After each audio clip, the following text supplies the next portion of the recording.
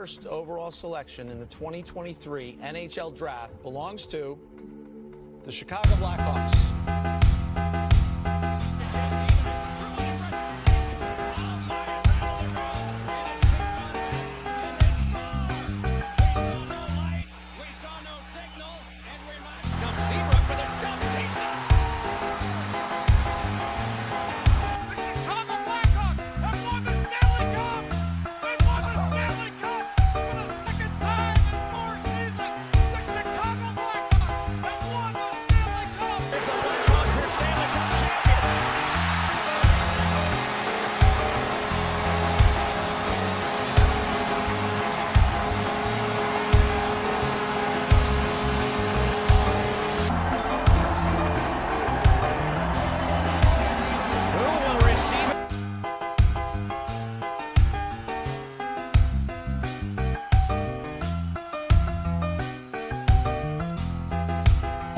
City. I'm coming home again.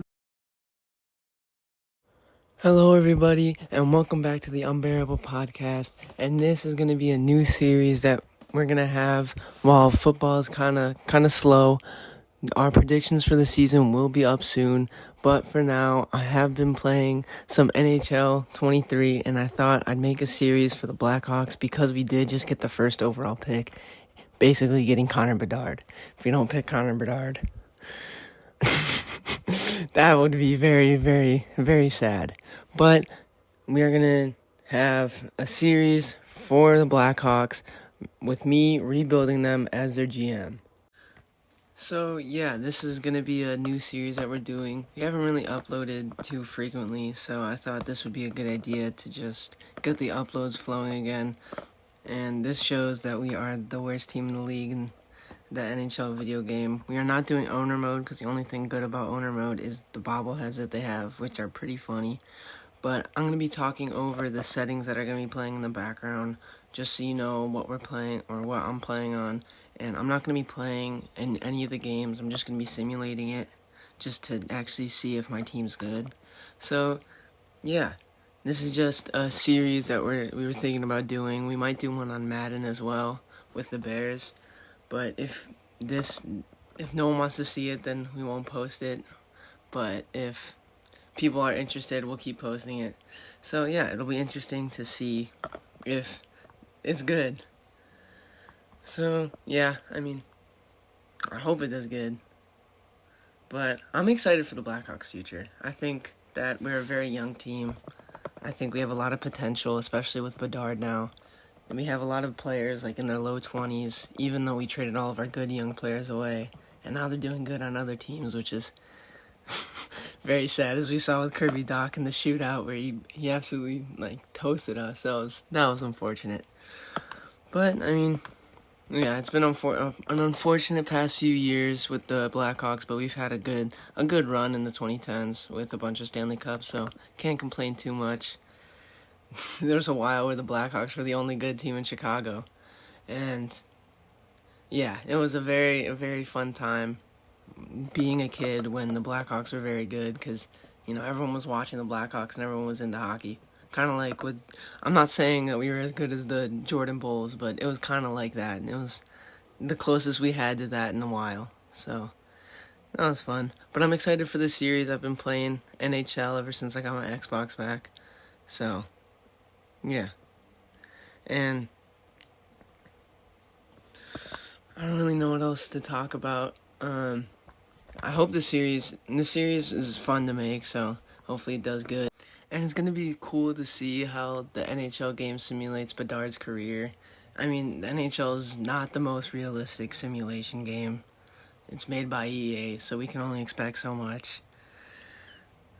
But yeah, it'll be interesting because a lot of the simulations that I've seen for Bedard's career, he's done really well, so it'll be cool to see how he does.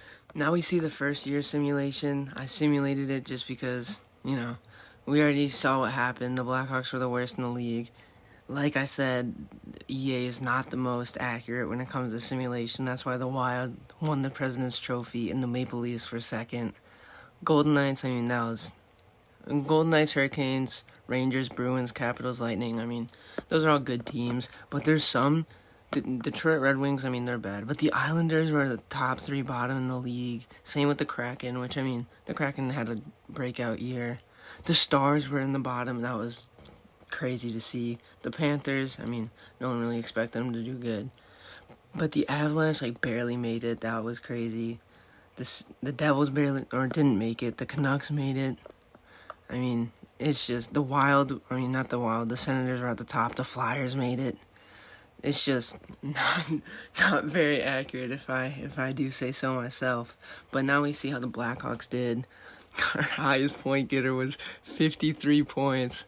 So we did not have a very good year. But yeah, Tay is 48.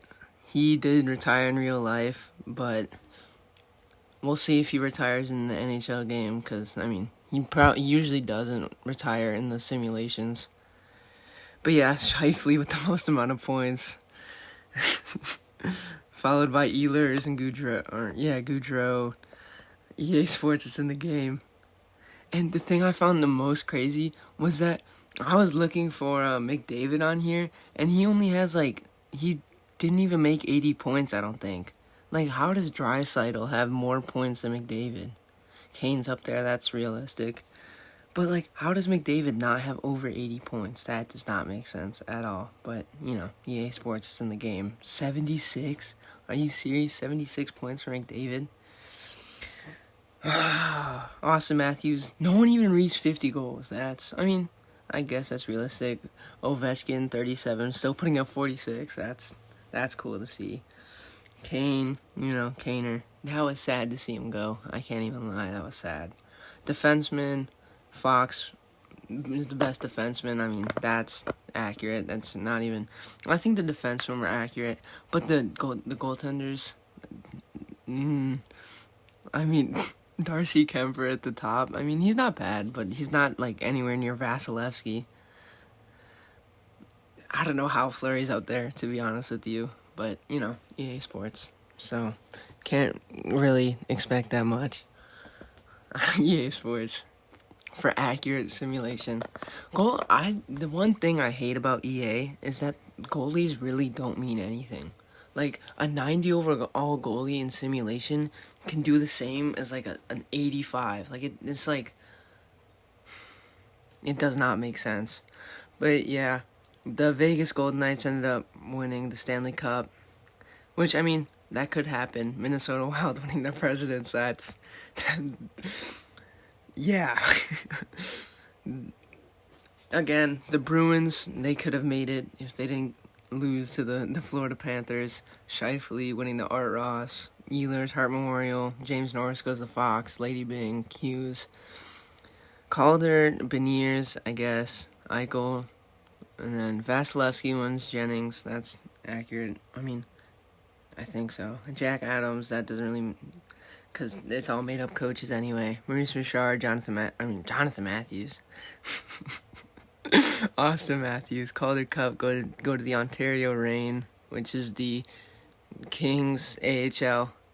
And then I was just seeing if there was any... Wayne Simmons wins something in the AHL, that's cool. I was just seeing if there was any of our prospects that won something, but there isn't. So I was just looking to see who won the AHL stuff.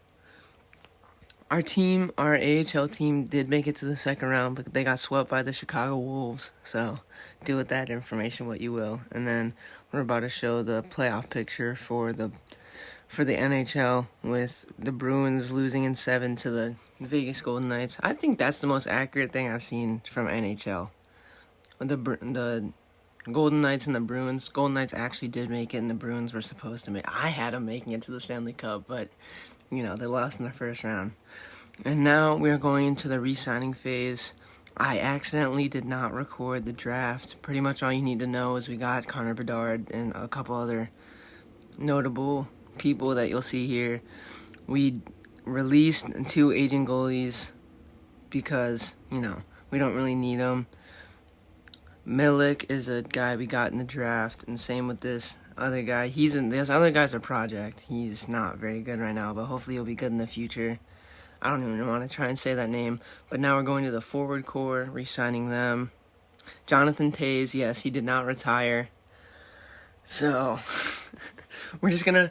Hey, he said he got more in him. He said he got one more year. He got one more year in him. So we're gonna give him the bag. Anthony, see you. We're gonna pay him too. But pretty much all like the old players that are not doing very good on the AHL we cut. Connor Bedard, obviously signed him. X Factor, the best player on our team, like pretty much. But yeah, pretty much all the old aging people we did not give a contract unless they wanted very little money. Kurashev, we offered him a contract, obviously, one of our good young players. Jones, we offered him a contract. Pretty much we offered everyone a contract except for like 4 people. Oh, and something you'll see later, Jonathan Toews doesn't want a contract, so we're going to have to give him the bag later. And then something you'll see later is that we run out of roster spots. So, I'm obviously... Well, I mean, I think I'm an alright GM in the game of NHL. Yeah, but we're trying to re-sign Toews because, I don't want him to retire because he's the last player from the 2010 season.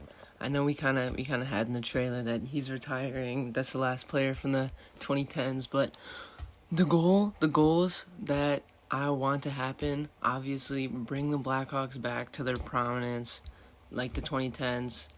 Bring the cup back. Have the homecoming with the Stanley Cup. Just make the Blackhawks good again.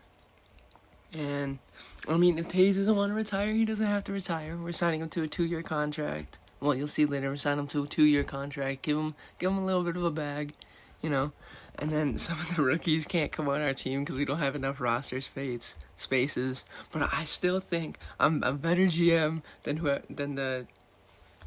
Alright, no, I'm not. Let's be honest. I'm a 16-year-old who doesn't really know anything. So I think first and foremost, it's a business. I understand that. That's why we traded away the people. I don't know why we traded away DeBrincat. Strome, I guess. Kirby Doc, he wasn't playing the best, but he was a young player. I don't know why we traded him. That was dumb. I said it from the beginning, to be honest with you. I never thought that the trade was good. But yeah, as you see, we're just re-signing players. If they don't want a contract, the way that I played it is if they don't want a contract, like this dude, if they don't want a contract, or like say no to a contract, we just cut them, because we have a lot of young players who could play in the NHL anyway. And this guy, I forgot, I don't even know how to say his name. We cut him because he's aging and he's not playing very well.